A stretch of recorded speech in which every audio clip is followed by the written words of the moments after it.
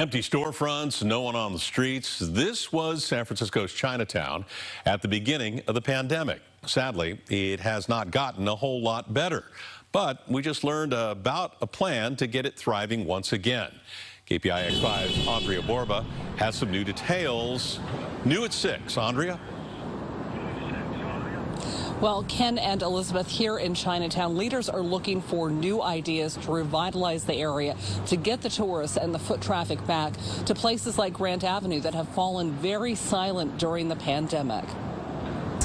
The lanterns hanging above Grant Avenue are a little dingy these days, and the tourist-fed businesses below have suffered mightily with the one-two punch of the global pandemic and rampant xenophobia.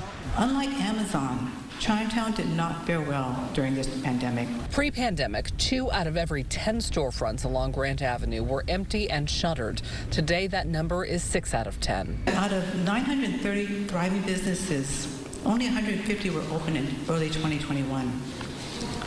70% of the restaurants closed and many may not reopen. Today, a call to action among the many organizations and associations in Chinatown. The goal is for post-COVID revitalization of the economy of the community, right? And so we're asking you to help. The incentive, $500 in cash for ideas that could lead to potential grant funding to bring people back to Chinatown.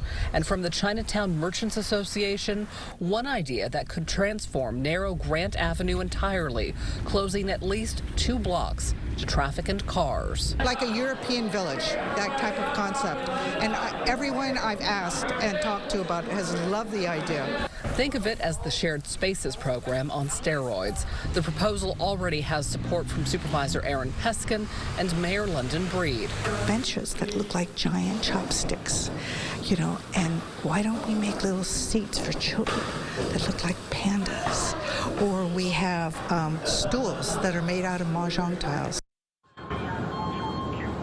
Now, other ideas might include abacuses at gates to get people into Chinatown. Of course, these are all preliminary at this point, but the Chinese Merchants Association is hoping to have some more architectural drawings to present very soon. Live in San Francisco tonight, Andria Borba, KPIX5.